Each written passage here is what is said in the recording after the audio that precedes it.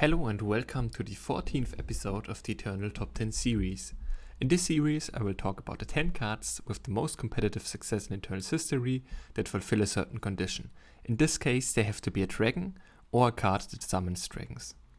For that I compiled a list of all decks that topped an official Direwolf event or reached top 8 in the ETS seasons of 2017 and 18.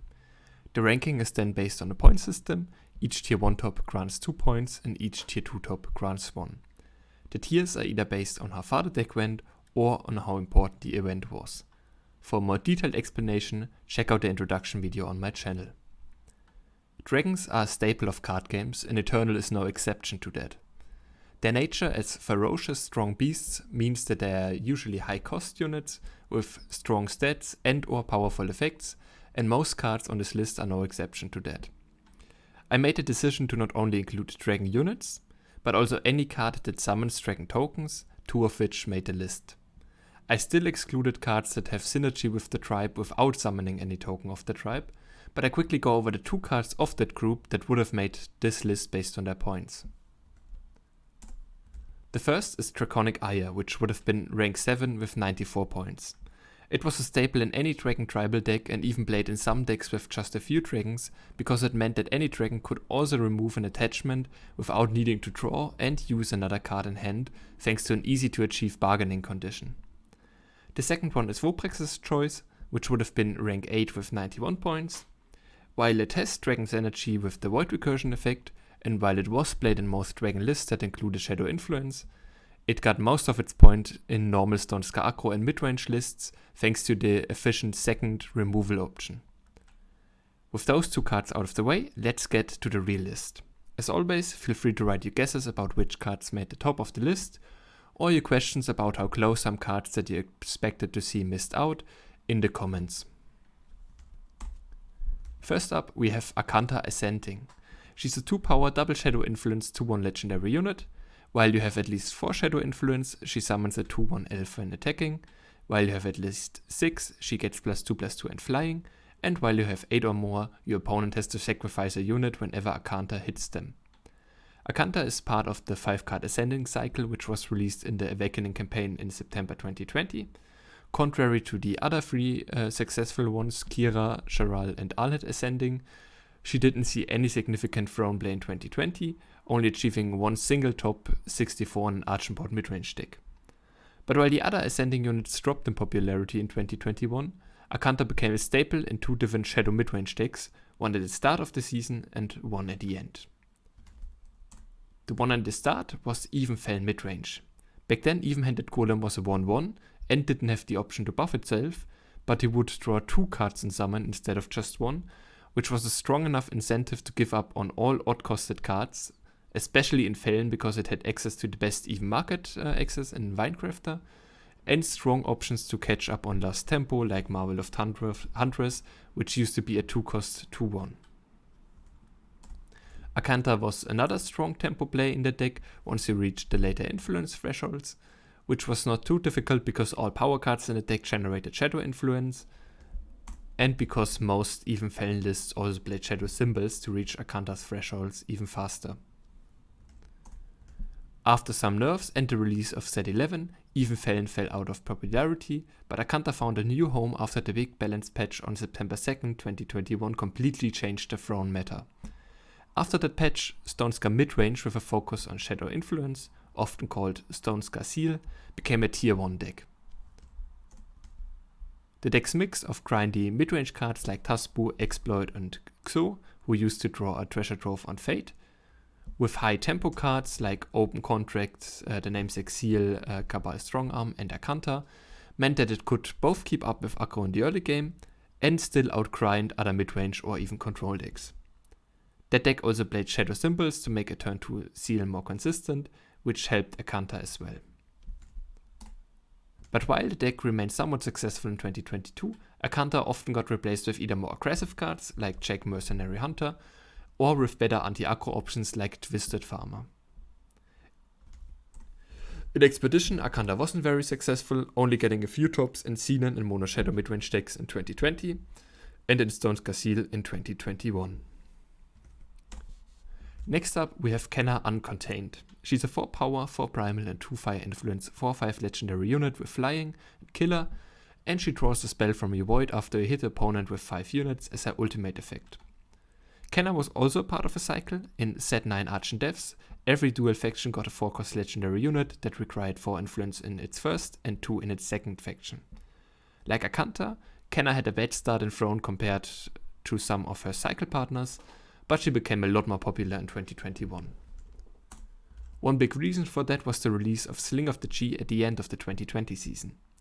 Kenna wasn't big enough to trigger any of the effects of Sling, but the deck wanted to focus on Primal Influence anyway because of Frost and Cobalt Waystone, so Kenna was pretty easy to cast on curve.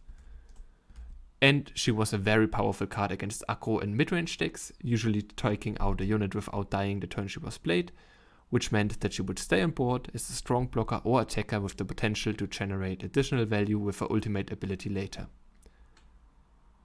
The combination of all those abilities also made her a staple in later Skycrack midrange decks, including the Fate-based midrange list that dominated the 2021 Last Chance Qualifier, and the Nicodred and Skycrack Chiral list of 2022.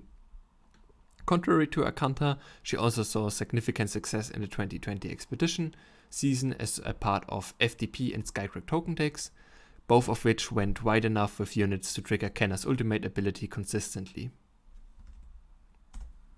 On rank 8 we have Crimson Firemaw. It's a 4 power double fire influence 5/4 legendary unit with flying, and when it hits the opponent, the cost of the top card of your deck that isn't already free gets reduced by 4. Firemaw has been around for a lot longer than both Akanta and Kenna, but it only had sporadic success over the years, so it couldn't get enough points for more than rank 8. In 2017 and 18, Firemaw was a strong enough card on its own to see play in a variety of fire aggro and midrange decks, but it fell out of favor in Throne in 2019 and only had a small and temporary comeback in 2020 in some fire aggro and dragon tribal decks. In its expedition stint in set 8 Expedition, Firemaw had more success though. That format was perfect for it because both fire aggro and dragon tribal decks were well positioned.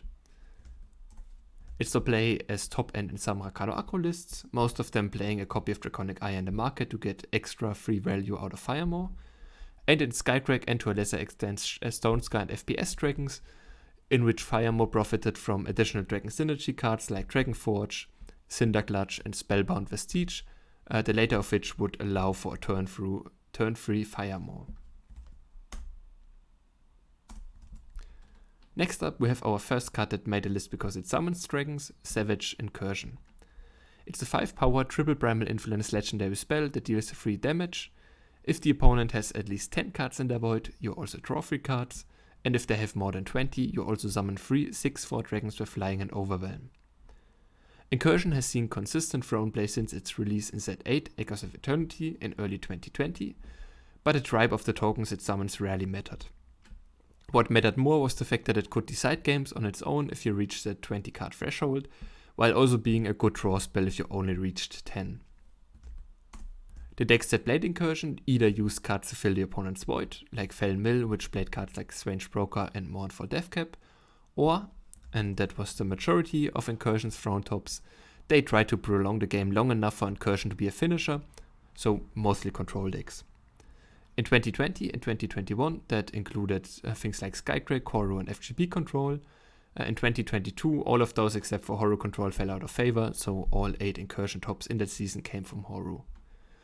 Incursion was usually a market card because even control decks couldn't play too many expensive cards, especially ones like Incursion that only became really impactful very late into the game, and because one Incursion was all you needed to decide most matchups. And for the few matchups that needed more than one copy, you could play Prodigious Sorcery and or reread to reuse your one copy of Incursion. Some FGP or Skycrack lists played one copy of Incursion in the main deck instead of the market, because they could search it with the resurface from Garden of Omens when needed, and some Horror control decks did the same even though they didn't have access to Garden, because the deck had so much card draw that you would just find a one copy in longer games anyway, most of the time.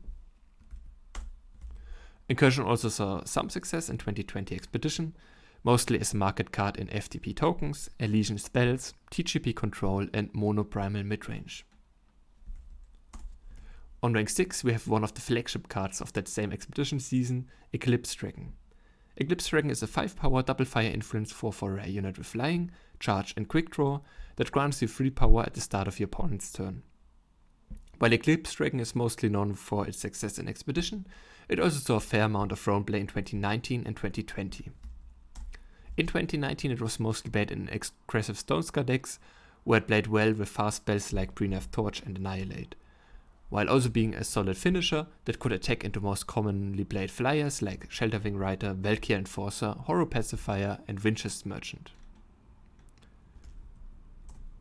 In 2020 Throne, Eclipse was played in FGS midrange with fast spells like Display of Ambition, Annihilate and Defiance, and in the Stonescar aggro, but it slowly got power creeped and didn't see any Throne play from 2021 onward. Most of its points came from the 2020 Expedition season, where it saw play in tribal dragon decks, most importantly Stonescar, Skycrack and FPS, and in some other aggressive decks like Arcano and Stonescar aggro.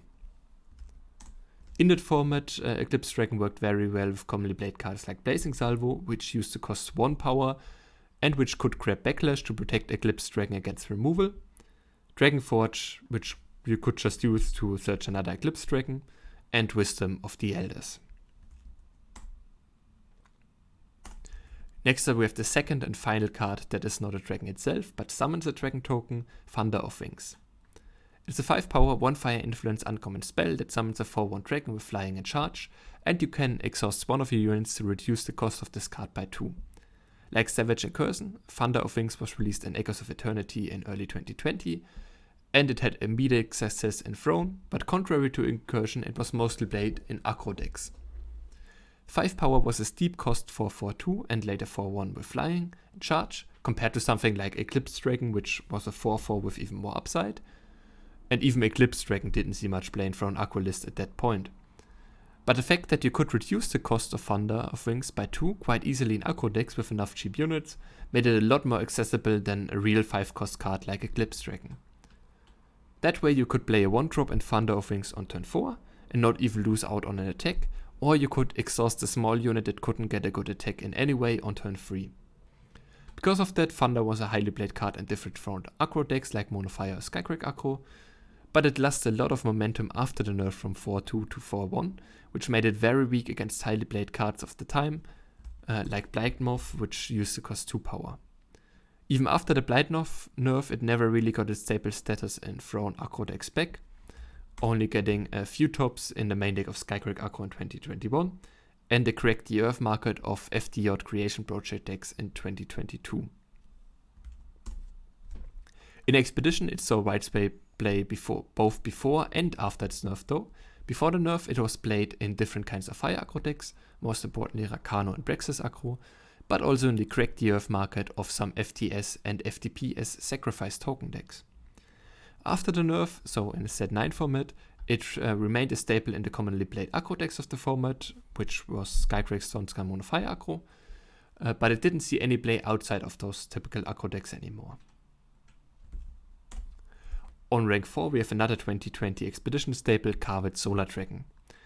He's a 6-power double shadow influence 4/5 legendary unit with flying and lifesteal that plays a 1/1 cultist for each dragon with a different name you control on summon, so at least one because he counts himself, and all your cultists have exalted. They also get +3/+3 when Carved reaches Mastery 12, which means Carved had to deal 12 damage without dying in the process. As you can see on screen in the table, Carved had an insanely successful 2020 Expedition season, with most of those points coming from the first ever Expedition format, Set 7 Expedition. That format had 2 Shadow midrange tier 0 decks right after each other, first Scene and Cultist and then Arch and Board midrange, and Carved was a staple in both of them. Even without any additional synergy, Carved would have been one of the best cards in that format thanks to his raid alone, but the fact that he worked well with all the Cultists in Scene and Cultists, Tasbu in Arch and Board midrange, and Vara Fate Touched in both was a nice cherry on top. In addition to those 2 tier 0 decks, he was also played in Stonescar and FPS Dragon Tribal decks, in which his summon was even better, because you usually had more dragons on board, so you got more than one cultist. The more aggressive Stonescar lists usually still only played 1 copy of Carved, which they could tutor up with Dragonforge though. But the slower list always played 4 copies of Carvet because he was one of the best cards in the format. In set 8 expedition he had less success because Grind the Shadow midrange decks fell out of favor for the most part, and because he was too expensive for FDS and FTPS sacrifice decks, but he still got some tops in Dragon Tribal decks and Xenon midrange. In Throne he saw some play in FTS Even Vox and Dragon Tribal decks in 2020, additionally he had 3 tops in Even JPS Kilo in 2020, and 6 tops in Xenon Katra in 2022, thanks to how he worked with pre-nerf Vara the Fate Touched. Before her most recent nerf, Vara did trigger any time you played a Shadow unit, not just on the first Shadow unit each turn, except for the ones you resummoned with her effect of course, because otherwise you could just go infinite with playing Vara. So if you played Vara, you could resummon Carvet from your void, who would then summon a 1/1 cultist, and because that cultist was a Shadow unit, or more specifically a Xenon unit, he would trigger Vara again, and you could resummon another unit from your void.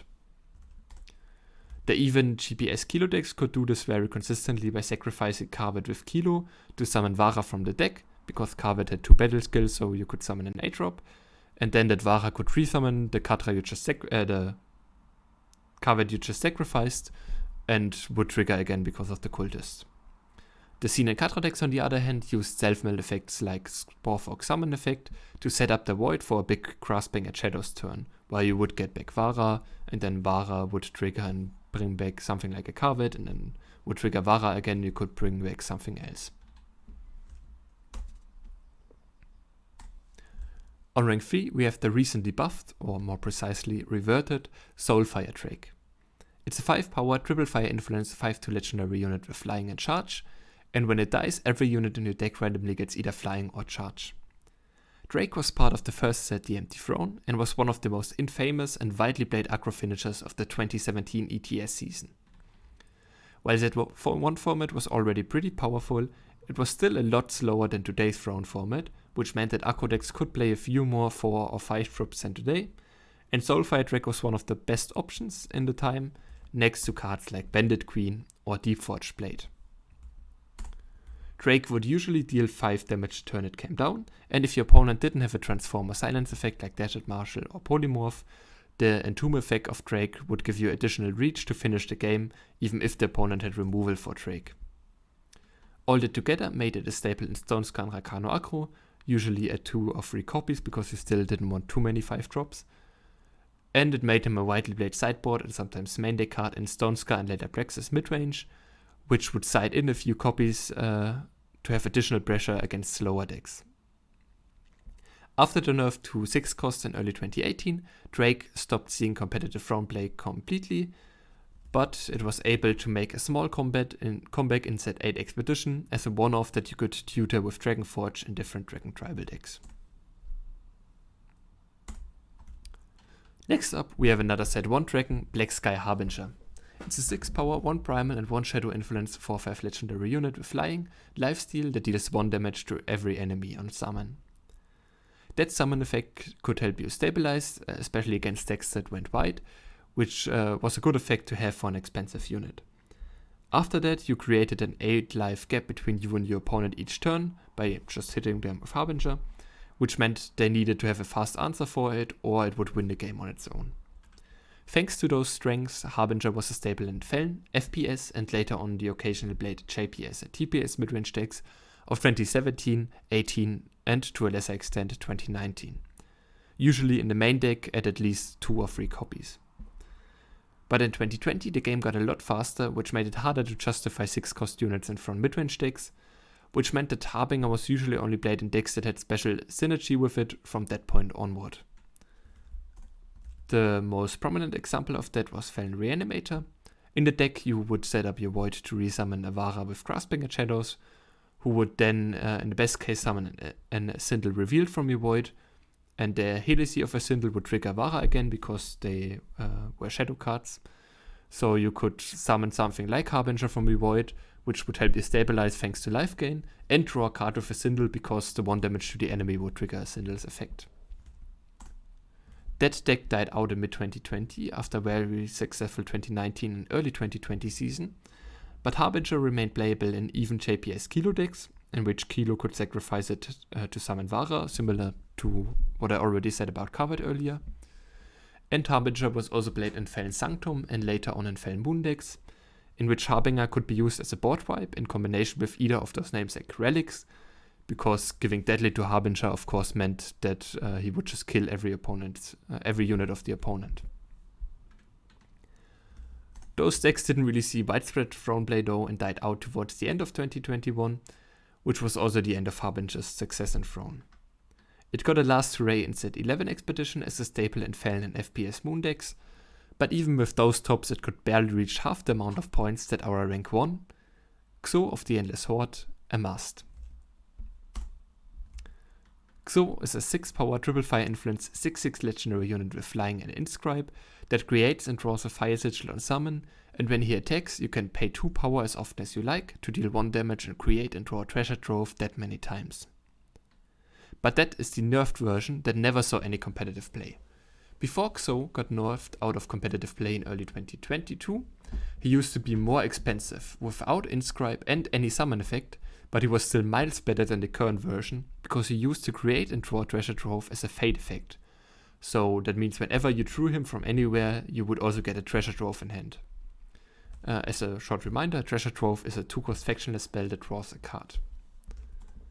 That meant that Xo was 3 card advantage on his own, because you got a game-ending 7 or later, after the first nerf in 8-drop, and a card draw spell for free.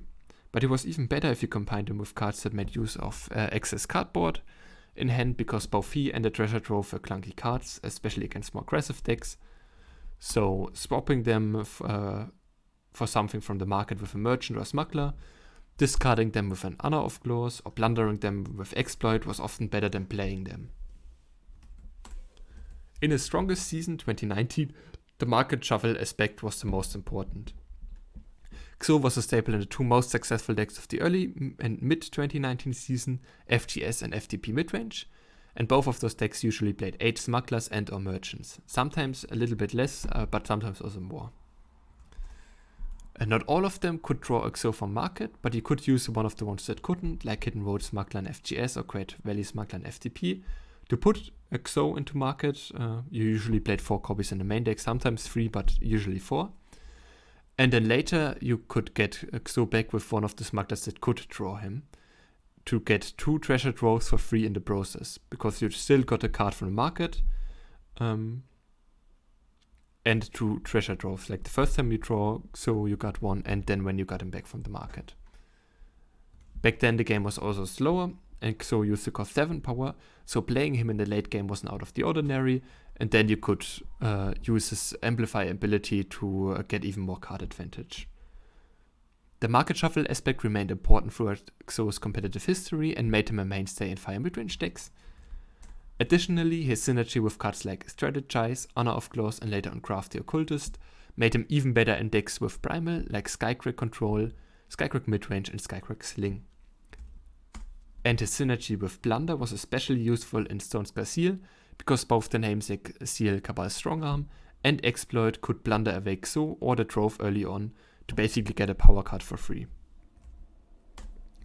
Xo's last successful tournament was the 2021 LCQ Invitational, in which he was a staple in the dominant Skycrack midrange list that made up half of the top 8, and that won the event in the hands of Dark Revenger. Between that event and the 2021 World Championship Finals, both Xo and his Primal Fate counterpart Jotun Hurler, who used to draw a Snowball on Fate instead of 2 on Summon, got nerfed, and both haven't seen any competitive play since. But thanks to an amazing 2019 season, which on its own would have already been enough for Xo to be rank 1 on this list, and thanks to slightly less impressive but still consistent showings in 2020 and 2021, he's clearly the most successful dragon of Eternal's competitive history. This marks the end of the 14th episode of the Eternal Top 10 series. You can find the introduction video, all the previous episodes, and the first episode of my new Eternal Deck History series on my channel. Thanks everyone for tuning in. Have a nice week.